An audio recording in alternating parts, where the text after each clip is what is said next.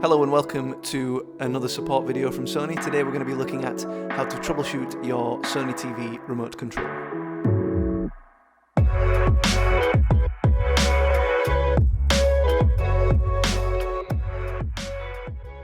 These days we take the remote control for granted, but if something happens to your remote, you could be left switching channels like we're back in the 80s. But before we begin, here's some recommended solutions to keep in mind every step of the way. We recommend that first off, you simply take out the batteries, leave them outside the remote for approximately 1 minute, and then reinsert them. You should also always double check if your remote needs fresh batteries. In most cases, this will get your remote control back up and working straight away. If that didn't work, we suggest trying one of the other solutions described in this video. Here's a list of timestamps in case you want to jump to a specific section. Number 1. Physical damage. Have you sat on your remote by accident, or maybe dropped it on the floor? Well, accidents happen, no judgments here. If there are visible signs of damage that go beyond the cosmetic and you can't input any commands or interact with your TV using the remote, we suggest buying a replacement. You can find our recommended third-party suppliers for your country on the Sony support website. Number 2. Slow response time.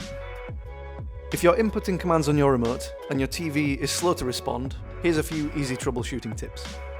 First off, remove any kind of obstacle that might be covering the TV's infrared receiver.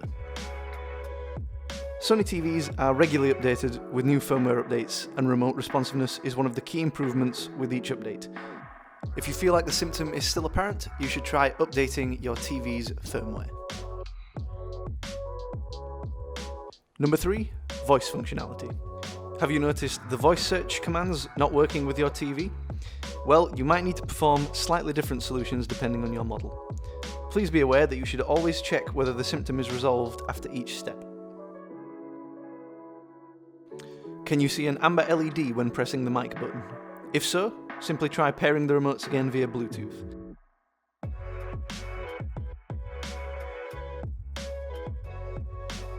If you can't see an amber LED when pressing the mic button, this is most likely a battery issue.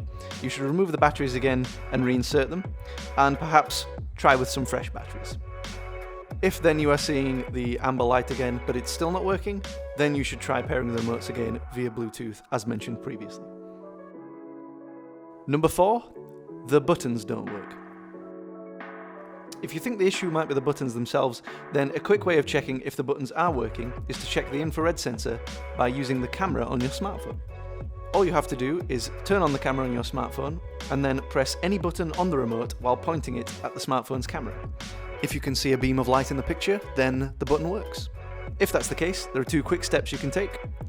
Again, try removing any obstacles from the infrared receiver on the TV, and try reducing the distance between the remote and the TV set.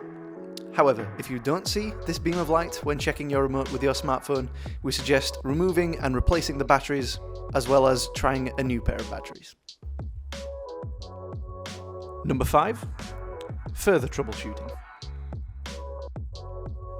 If you've tried all the recommended advice but still need more assistance, you can try these further tips which apply to each step in the video. Perform a power reset of your TV by unplugging it for around 60 seconds, or 2 minutes for Android TVs, and then reinserting the cord. Alternatively, for Android TVs, you can hold down the power button on your remote for 5 seconds, and this will reboot the TV. You should try performing a TV software update to ensure you have the latest software. You can find a link on how to do this in the video description. You can also try a factory reset. Please be aware that if you do perform a factory reset, all of your TV's data and settings will be erased. Do you have another issue not mentioned in this video? We have a knowledge base on our support site full of handy hints and tips. We're sure there's a solution in there no matter how unique your issue is. Why not check it out?